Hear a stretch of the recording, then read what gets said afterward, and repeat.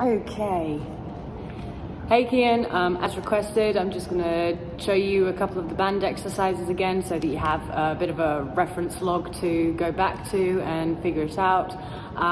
These are the bands that I use. It's just one of the harder resistances, but it's not like the highest one because the purpose of this is just to activate different muscle areas ahead of running. It's not meant to absolutely destroy you. It's just a bit of a activation to get things firing before you go out and actually do the body of work. So, first one is something called a crab walk. For this one, we put it down around our lower shins. So I put it around here, and you want to make sure that you sort of go into a little bit of a squat, not a full one, just a little bit of a bend in the knees, a bit of a hinge in the hip. And I do 20 each way, like so. This is obviously not 20, but just so you've got a grasp on it. The intention of these ones is at no point should the band go slack. At all times it is tense enough, and I am aiming to keep my feet at about shoulder width apart at the closest together. So you'll see here how I step out and I step back in, but it's not like I go all the way down and let it go slack. So, if they're a bit difficult to start off with, or if you're starting with a new resistance band, you can bring it a little higher up, or even around the thigh area. But here, I'm just going to dip a little bit, go 20 out one way, or 10 if you're just starting, and then I stand up, reset, and then I go another 20 the other way. Okay, so the next one, I call these skaters. They might come under a different name, but this is just what I refer to them as. Again, you're just popping into that sort of little bent position, and you want to sort of step out and then bring your back foot to follow, but then it's just a tap, and you go out again, so on and so forth. And then we go backwards. So these ones I only do 10 of, because that's all you really need. If I go side on, just so you can see how much distance I'm actually covering as I do them, again it's not that much. So you don't need to make leaps and bounds as you're doing them, but you really get the concept that I'm trying to portray here. Cool. Okay, so next one, you've got standing clams, as most people would refer to them as. So these ones, you have them just above the knees here, and you get yourself on one leg. Make sure that the leg is straight, you don't want it all the way out here, okay? Hands on hips, just for a bit of stability. And then you do a clam, but you're standing up, and you've got the band around here. So, you can see, I'll just go on the side here, on the other leg.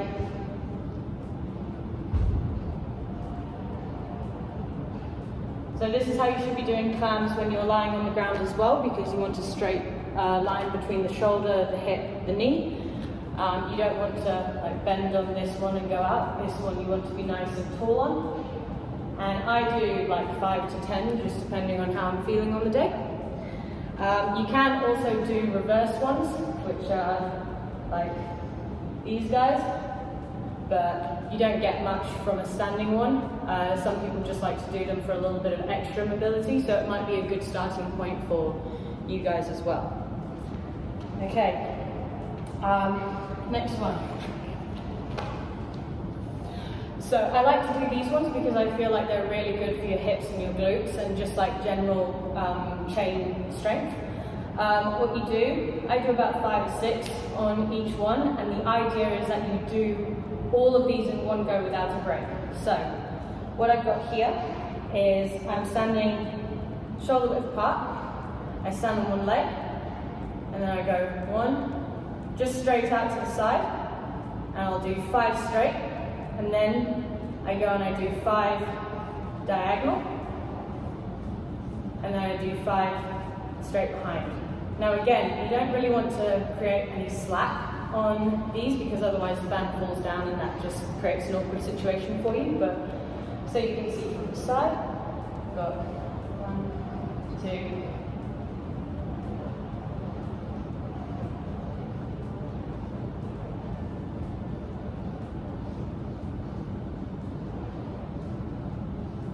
there you go.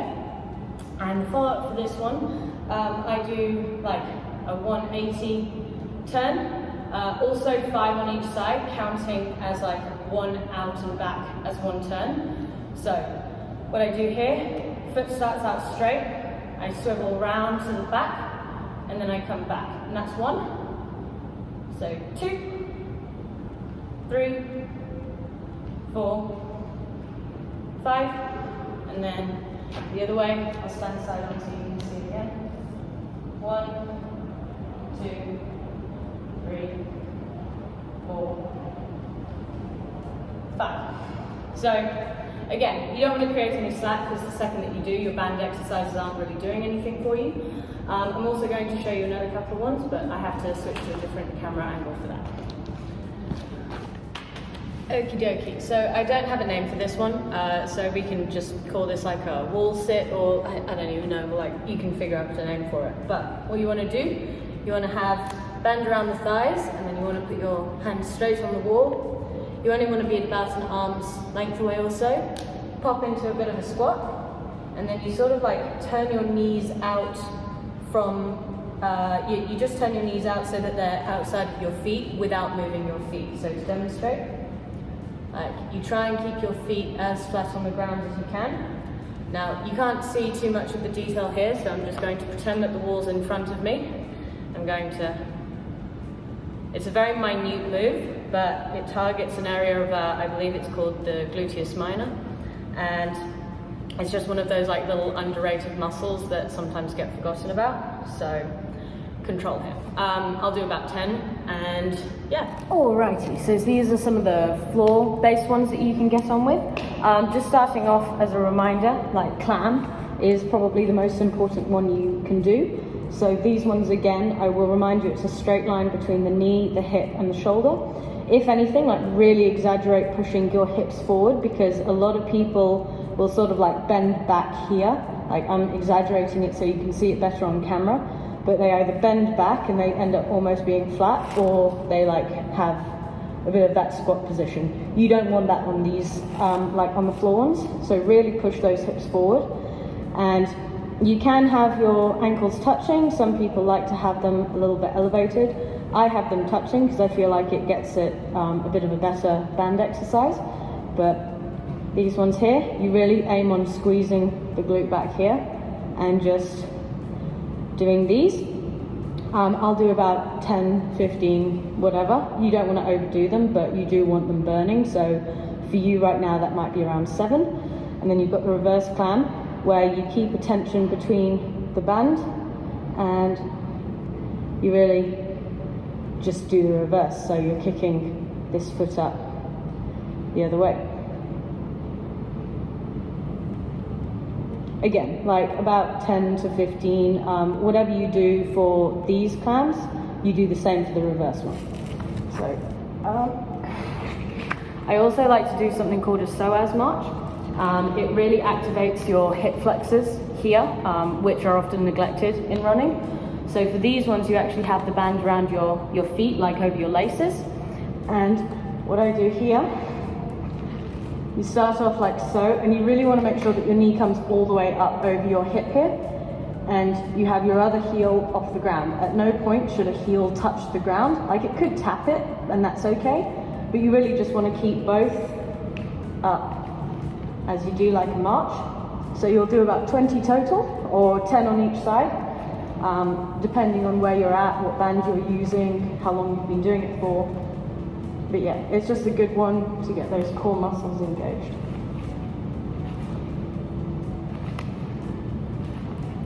Oh, and an important point actually, always ensure that your foot is in dorsiflexion. A lot of people will end up like pointing. You don't want to get lazy and like start pointing. You want to make sure that you really try keep a string almost touching your knee to your toes, so that you're keeping your foot flexed and not getting lazy, because that's when you start getting problems with your running style. So, last one, and Cian, I know that this was your favourite. We're going to go off with Inchworms and leading into World's Greatest. So, in case you forgot, you always want to start standing when you go into your Inchworms, and I advise you to practice doing these first before you use them to go straight into World's Greatest, or use them at least as a bit of a warm-up before said World's Greatest. So stand, hands roll down the back of your body, and you walk your hands out. So this is Inchworms, you go into a plank, and then this is important, you walk your feet back to your hands. And then you go straight into another one. So go out a little further.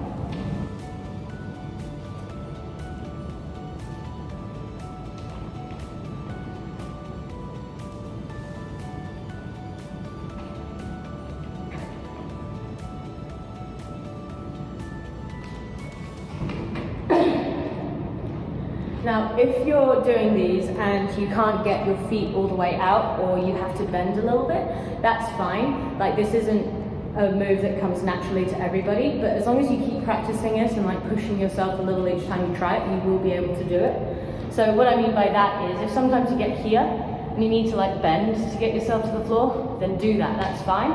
In the same thread, if you're walking your feet up to your hands and you can only really get to here, like go up onto your fingertips, bend, and then go into the next one. Like, it doesn't need to be perfect the first time that you do it, but I'm just going to like demonstrate World's Greatest because I've already spoken you through that, and you can show it to everybody else that you're showing this to, and yeah, you'll probably find it easier than me talking at the same time.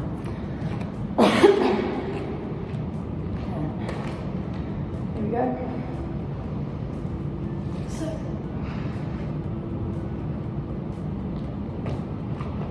So, foot up, same level as the hand. Up, thread the needle.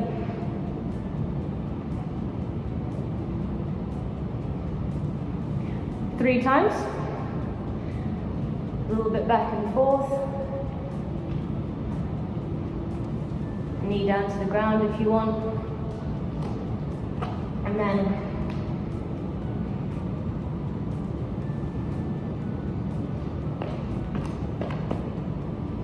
easy. And I'll go the other way and show you that one as well.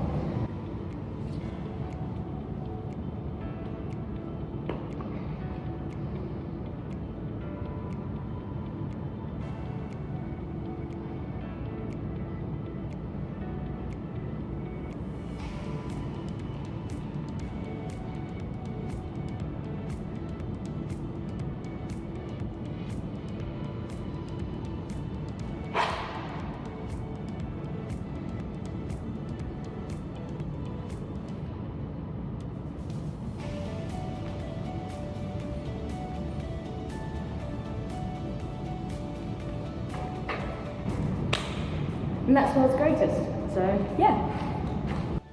Okay, so last but not least, as you can see, I've been using this band the whole way through, and what I'm going to show you now, this is the last one.